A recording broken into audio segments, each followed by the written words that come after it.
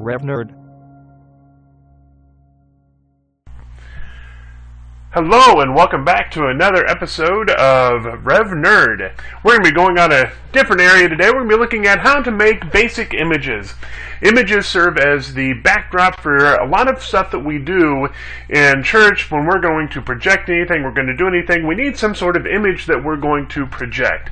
And these are easy to do and easy to make, and they can add a lot to everything that you do, not just what you are projecting, but they can become bulletin art, they can go into newsletters, they can be on Facebook, they can be on emails that you send out, they can be on other I'm going to start that word over again.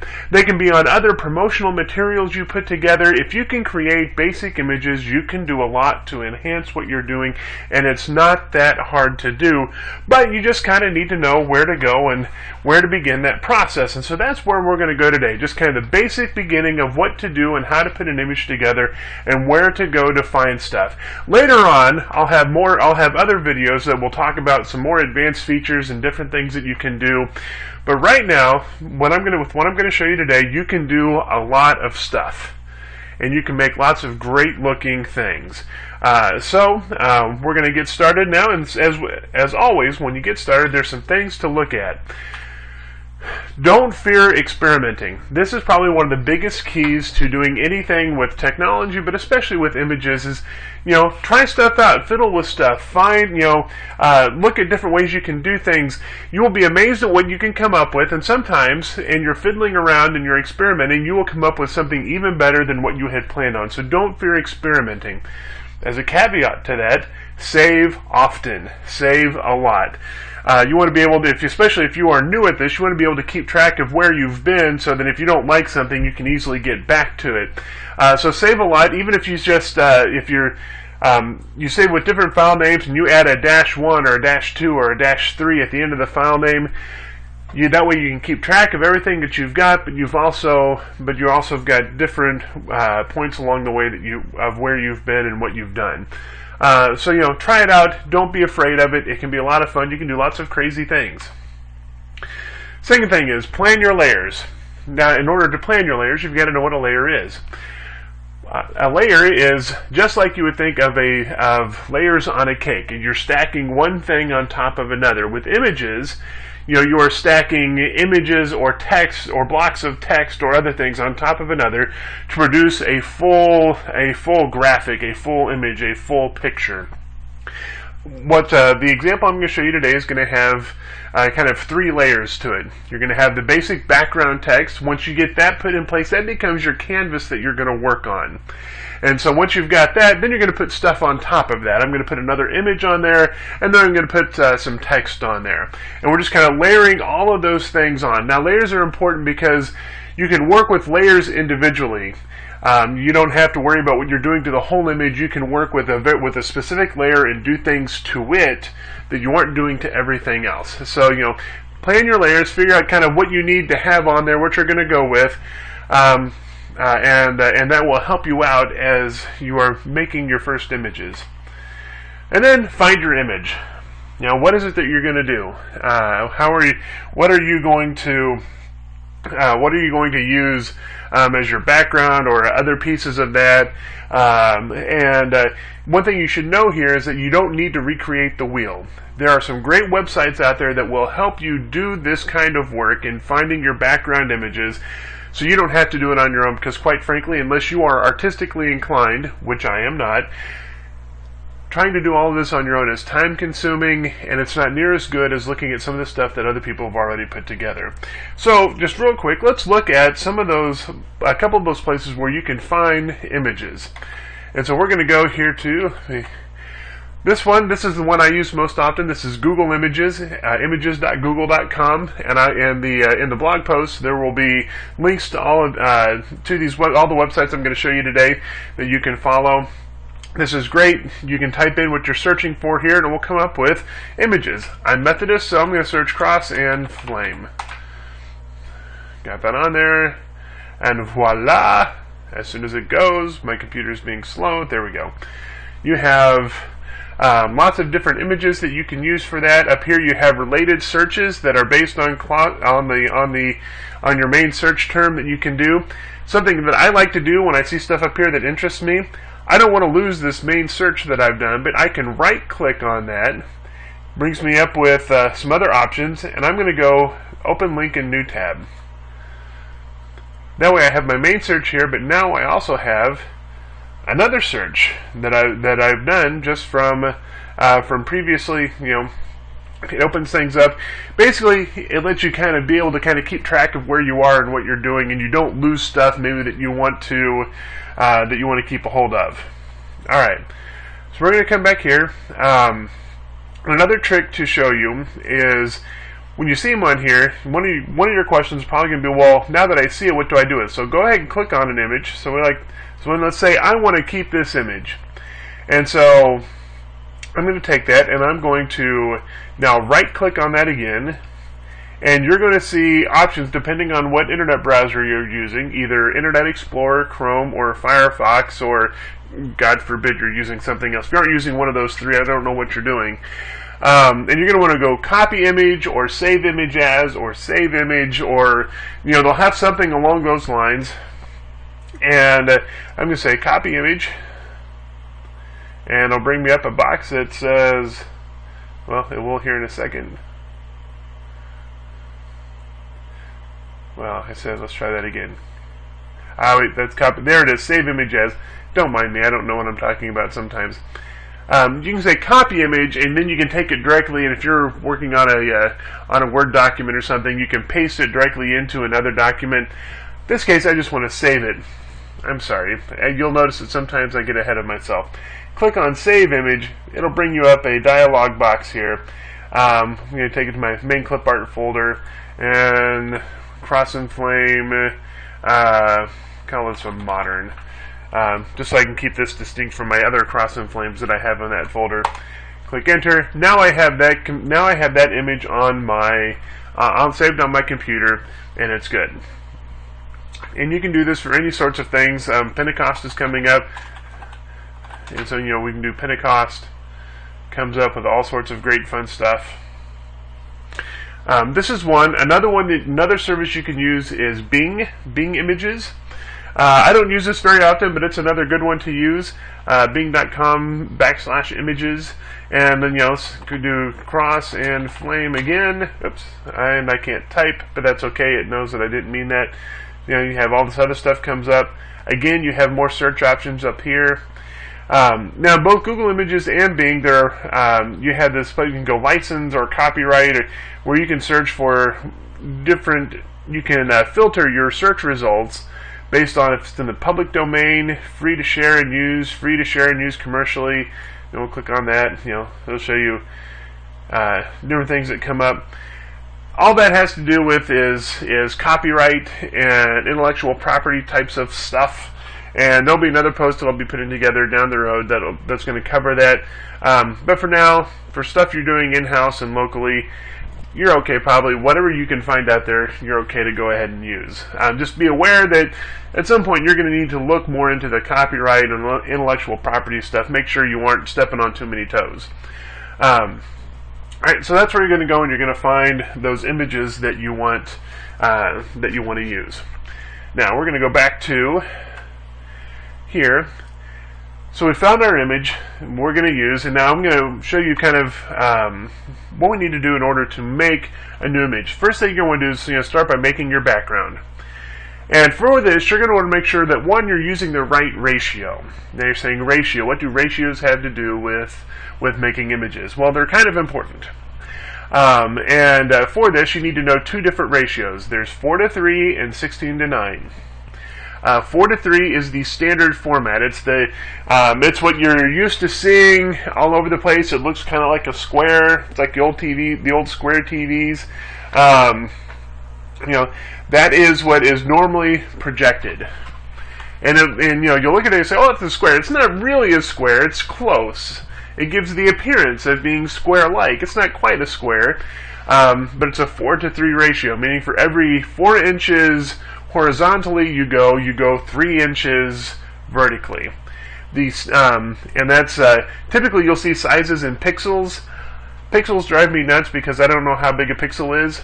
I convert things to inches, and going with 4 to 3, the industry standard for that in inches is 10 inches by 7.5 inches. And so if you're planning on trying to make something, you want to do standard format, kind of use that as your size guide.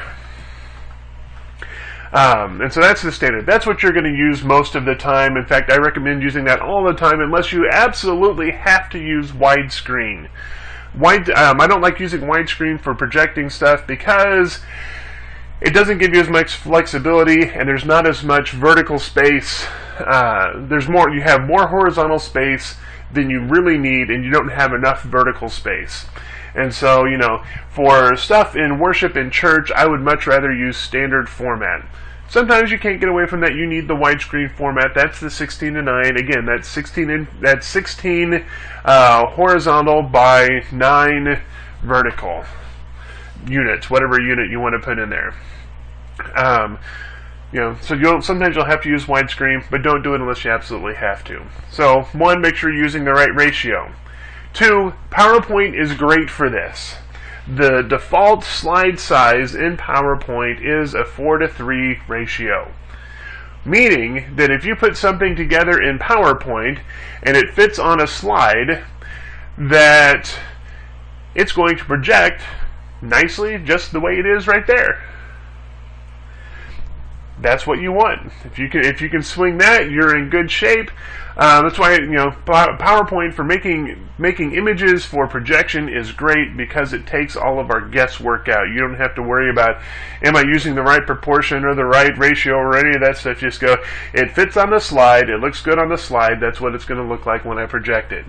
I recommend using PowerPoint. You can use Publisher and other programs, but you have to be more conscious on those things of your sizes and how they will project onto a screen. And the third part of this is be careful how you adjust. Because a lot of times you're going to be tempted to stretch an image to fit onto a slide. That can be great, except it can also distort your image. You might end up with really wide people or really tall people. You might have someone like Tom Cruise, who in real life is a very short man, who looks like he is 10 feet tall if you don't pay attention to how you are stretching the image. So you have to be careful on how you are distorting and stretching things to fit in there. And we're going to talk about a couple of different things you can do to kind of try and avoid that some. So next thing we're going to do is we're going to put together this image that you're seeing now. And I'm going to show you a couple of techniques for adjusting your image so it fits on there, and some other things that you can look at. And especially working with text is really important when you're doing stuff with images. And so we're going to recreate this image in PowerPoint, and you're going to watch me do it. So first thing, we're going to start with a blank slide. Now, you see my little Revnerd logo down there. That's because that's what I put for the background of these slides. That's okay, because we're going to cover it up, and so it's not going to mean anything, so we can go from there. So now you're seeing PowerPoint. And so we're going to recreate this image on there. So the first thing we need is the background. So I've got two screens set up here I'm looking at, so I'm going to find the background that I want, and I'm going to drag that and just drop it right on there. And you can do this from a folder or something else you've got open. You just take an image and you can just click on it and drag it over and just drop it right down on top of your slide. Right. Now you're looking at that going, John, that doesn't fit. And I'm going, you're right, it doesn't fit. We're going to fix that. Now there's a couple of things you can do. You can crop it or you can stretch it. For our purposes today, we are not going to crop this. It doesn't need to be, cropping this isn't going to do us a lot of good, but sometimes you've got an image that is much bigger than the slide on all four sides, and so you can crop it down to fit on there. I'm going to show you how to crop, but we aren't going to use that, just so you know where it is and what it is and how you use it. But then we're going to stretch this so it fits on there. Now, first thing you need to do when you're getting ready to crop an image is click on it, make sure that it's been selected. You can see that. You'll see on each of the sides a little box will appear. That's where we're going to stretch it from later, but for now we're just going to crop. So we're going to come up here under Picture Tools, and we're going to click Format, and we're going to come over here where it says Crop and click on that. And now you'll see on all four sides and in the corners, you'll see these little black bars. And that's where you can choose to crop from. So I'm going to click on that, and then when my cursor becomes that little sideways T-shaped thing there, we're going to click and we're going to drag it over, and then you're going to see this is where the image was, and this is where the image now stops. And we can do that. We're going to come down and pull it down some, and we're going to call that good right there. Now, one thing I've got in here is, now I can take it, and if I wanted to, I could stretch this to fit a little bit better. I don't particularly like that. Like I said, I didn't want to crop this really, so we're going to use another one of my favorite tricks, which is to undo things, and that's Control-Z, hit Control-Z, and Control-Z, and Control-Z, and Control-Z, and now we're back to the original image that I had. This is a picture that's going to be fine being stretched. It's a sufficiently high resolution that it's not going to distort a whole lot, and there's nothing in here that's going to look weird if it gets stretched. If it gets stretched out, so it's still going to look fine. So we're going to be okay stretching this. So first thing I'm going to do, I'm going to put this up in this corner, and you'll probably notice there's it kind of snapped in place a little bit. In PowerPoint, it does that. Things kind of snap in a little bit, so you can tell that you're on the right places, and that's good. Follow those things. And now I'm going to take that and I'm going to drag it over. So we're going to stretch it over that direction. Cool. See, it still looks pretty good there. But we're still, hold on. There we go. We're still too far down. So I'm going to take this, I'm going to stretch it up. Now, I don't remember where my bottom of my slide was, so I went too far, but that's okay. Now I can see where I'm going to go back down to. I'm going to put it there, and boom. Look, now I have a, now I've got a, my background. This is now going to become the canvas that I'm going to work on top of. This is my bottom layer, and nothing else is going to happen to it. It's cool just right there. So now I want to put something else on there. Now most of the time, if you've got an image or something you're doing, all you're going to do is you're going to add text on top of that because you want to be able to tell folks something about that. You just want it to look better than black text on white paper. So we've got this here. So we're going to come up here and we're going to say Insert. And I want a text box. We're going to put that in there. And I'm just going to kind of draw a big square there. That big square is not going to stay. It's going to give me the default size for a text box is going to give you space for one line of text. We'll adjust the size of that as we go, but for right now that's okay. We're going to say Hardin UMC, hit enter, confirmation 2014. Alright, now you're looking at that going, that doesn't look anything like what I had before, and you're right, it doesn't. So I'm going to hit Control A, and we're going to start playing around with the text. First thing is I don't want it going from left to right. It kind of, I want something that looks a little bit different. So I'm going to come up here and I'm going to click just to align text to the right. And so I'm going to click on that button. See, now it moved over there, and now it aligns everything starting at the right. That's cool.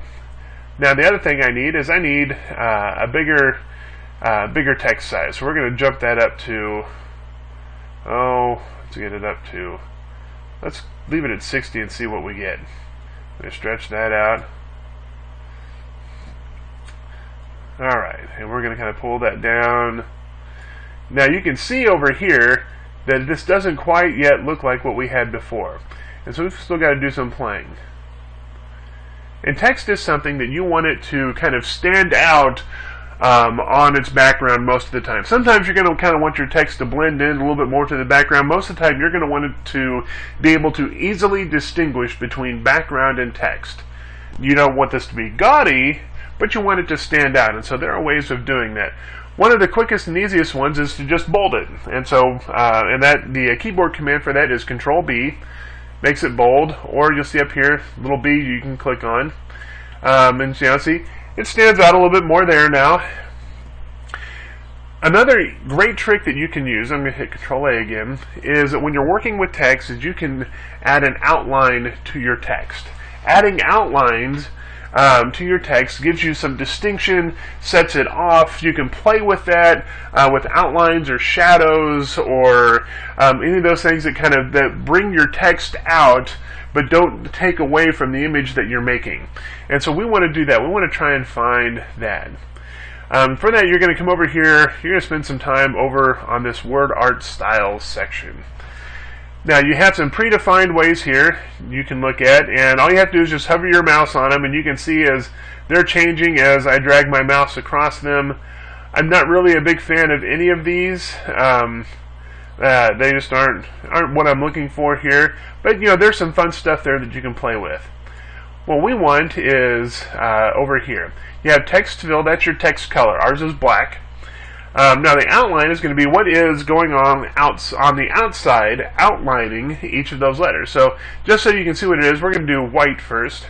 You can see how how things change just a little bit. You can see there's a little bit of a white outline around there now. We're going to come back in here. We're going to hit Control A again. Come back up here, and so you can really see what that is. We're going to go weight, and this is going to be how much of an outline you get. And you can see as it gets bigger and bigger and bigger. You can have too much of a good thing. I want pretty good outline there. I'm not a big fan of that white color though, so we're going to change this to a bit of a kind of a grayish color, where we're still, there it was. That was what I was using last time. Actually, it's just a lighter shade of black that we're using to outline that. Gives it a little bit more pop, sets it off a little bit more, and so we're gonna go with that. You can do anything really over here that you wanted. You might actually find some things that work better, but we're gonna go with kind of that lighter shade of black. So got that there. We've got our text now that's on top of there. Now for the fun one. Now, because we're Methodists, and this was Confirmation Sunday, we need a cross and flame. Can't have that without cross and flame. And so, we come over here and pick up my my cross and flame. Got my folder open. I know where it is. So I'm going to click on it, and I'm going to drag it over. And now you're looking at that going, John, that is not going to work. It's got that nasty white background on there. And in fact, you're going to find that's going to be one of your problems that you're going to have on a regular basis. You're going to have a background color that's not going to match. There's an easy way to fix that. Again, make sure you have clicked on that image, and we're going to come up here to Format, and then we'll come over here to Color. You click on that, and you see lots of different options for ways you can make that image look. But the one that, and you can play around with this, and see what things look like. It can be fun to do sometimes. But the one that we want right now is to set the transparent color. So click on that. You've got a new little funky little cursor there, and you're going to click on the white part, the white background of this cross and flame, and watch what happens. Anything that is white in that image, or whatever image you choose and whatever color you click on, now becomes transparent. Which means now we can play with this cross and flame and make it fit on so many things. And it makes it look better, quite honestly, when you don't have that nasty white background on there. Nasty white backgrounds are good if you are putting something on a white background. Otherwise, they really have a tendency to get in the way, because they don't really serve a great artistic purpose most of the time. And one way to avoid distorting your images is to use, when you're resizing something, is to use the corners and don't use the sides. Using the corners keeps everything in the right proportions. And so we're going to come up here and we're going to click that down. And I kind of like that right there, and you know what? And you can see we've kind of basically recreated just little differences, but we've recreated that image now. Now I'm going to hit Shift F5, and now you can see it. Always view your image in whatever setting you're going to be in or wherever you're going to be, so that you can tell that things are going to look right, that they're going to look okay. Now, I'm going to try and wrap this up here in the next few minutes because, quite honestly, this episode's going longer than it should just for making images, but there's lots of little details in here that are good for you to know. So I'm going to hit escape one more time. I'm going to show you some advanced, well, not really advanced, but they're more tips when you're working with images. So you'll notice I clicked on our background, and we're going to play with that. I'm going to show you some things. Corrections that you can have. This first row is sharp and soft. Make things kind of blur a little bit more. And all you have to do is just let your cursor, just pull your cursor on top of it. You don't have to click. If you click, then it enacts that filter and it makes that permanent. But you can preview it by just moving your cursor on top of it. We'll go over here to this side. You'll kind of see it got a little bit grainier there, a little bit sharper on there. That's great, and that's easy. Brightness and contrast, just does what you think. There are going to be a lot of times when you're working with images that you're going to need to make them brighter, that you're going to need to play with some of these different settings because they aren't going to be able to be seen as well on a projector. Because typically in sanctuaries or other places where we might be projecting in a church, we have windows and we have lots of natural light that's coming in, and so sometimes we have to make our images a little bit brighter without distorting them too much. They still look good, but so that you can see them in a bright sanctuary. Your projector can only do so much to make images bright enough to see on a Sunday morning with lots of natural light coming in through all of our wonderful stained glass windows. So sometimes you will have to brighten them up. Other one over here is artistic effects. You can do all sorts of different things with them. Gives you different things you can do to an image that makes it look a little bit different. This is a great way if you're taking an image off of the internet and you want to kind of personalize a little bit, or you want to make it look a little bit differently. You can apply these effects or filters, as they're called in other places, like on Instagram and other services. The other thing that are great about effects like these is that sometimes if you get a low resolution image, you can put a filter on there and it will cover up some of the low resolution problems. So you can make an image look better by putting a filter on there sometimes, by putting a filter on there so that you can use it in other settings. And then a color over here that gives you other color choices. Now I'm pointing out this blue because what I have found is that, especially in a lot of our smaller churches, we are all using old but still good copiers, and they do great at copying black and white, copying text on white paper. If you put an image on there, they don't do quite so well with that. They don't like the gray scale. They don't do shades of gray very well. But you can kind of confuse them a little bit into producing something that's a little bit better by, instead of using a gray scale, like, see, there's my gray scale, like there, by making it a blue, you confuse it a little bit, and it does a little bit better job of producing an image. So remember that one. If something's not looking quite right when you're copying it on a copier, use a blue on there instead. And that's something you should know, that when you are at home, when you print something off like a newsletter or a bulletin, and it's in color, but you've got a black and white copier, change all of your images to either grayscale or to this blue color. They will copy so much better than the copier trying to copy your color stuff into black and white. That sometimes it just doesn't work very well. So remember that little trick in there also. But really, those are, and then you also have borders and other things that we'll do, and there's lots of different options for this. Play around, see what you like, see what you can do. And there's more options there. Just see what you can find, and have fun with it and experiment. You'll find all sorts of great things. All right, so we're going to kind of finish up here quickly. Some more helpful hints. We've talked about some more of the easy changes you can make and tips that are in PowerPoint you can do. Use good programs. Now, I'm not saying go out and use Photoshop because you'll kill yourself. Photoshop is a great program if you know what you're doing. If you don't know what you're doing, it can be confusing and hard and unrealistic, and you also need to have a pretty good computer to run that well. And Photoshop, quite honestly, is not necessary for 90% of the stuff or 95% of the stuff that you're ever going to do. Use these other programs, use PowerPoint, use a couple of these other things I'm going to show you. They make things a lot easier, they work a lot better, and you can have more success with them, and you aren't going to spend all of that money like you would on Photoshop. And don't work too hard. When you're doing this, it should be fun. If you find yourself really struggling with something, you might want to rethink how you're doing it, because you might be doing it in a way that is just is too much work, and you really shouldn't put that much work into this because you probably don't have the time to do it. Let me quickly show you just a couple more programs that you can use for basic image stuff. We're going to go back here.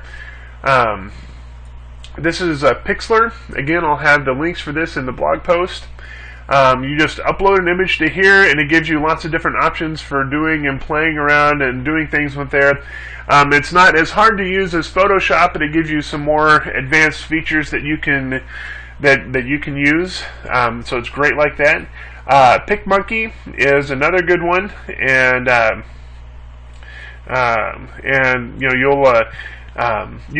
what's great about this one is it's got lots of different filters and effects that you can use.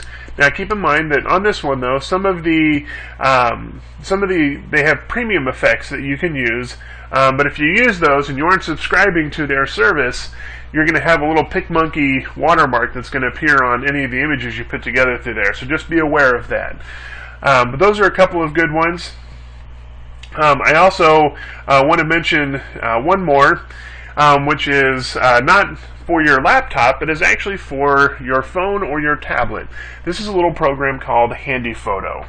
And Handy Photo is great because it costs $2 in the App Store, either for the iPhone or for Android devices. And I'm doing this. I'm going to show you one of the things that I've done with Handy Photo. Handy Photo is incredibly powerful. It lets you do lots of amazing things. And the even better part is it's got a lot of great tutorials on its website, so you can learn more easily about all the different features and effects that you can do. One of the things that I like most about it is I can take images like this that I use for Ascension Sunday, and I was looking at that and I'm like, this is great, but I want to show the effect of the disciples standing there still looking at the cloud after Jesus had ascended, when the guys standing in white come up around them and it's like, hey, what are you looking at? And so using Handy Photo, I did that. I could take Jesus out of there and have the effect that I wanted. It's a great thing. The only drawback to Handy Photo is you've got to use it on your phone or your tablet. That's the one drawback. That's kind of a pain, but it is well worth the $2 you'd spend on the app. If you can do things like this, it's got lots of great filters and effects and other things that you can do with it. So try it out and use it. Use your phone to your best advantage. It's your phone or tablet are one of the most powerful tools you have for image editing now. So try it out and see what they are. And so that is all that I have. I think it's really not as hard as you think. Give it a shot and have fun with it and enjoy yourself. And I hope you've had a good time, and experiment a lot, and may the force be with you.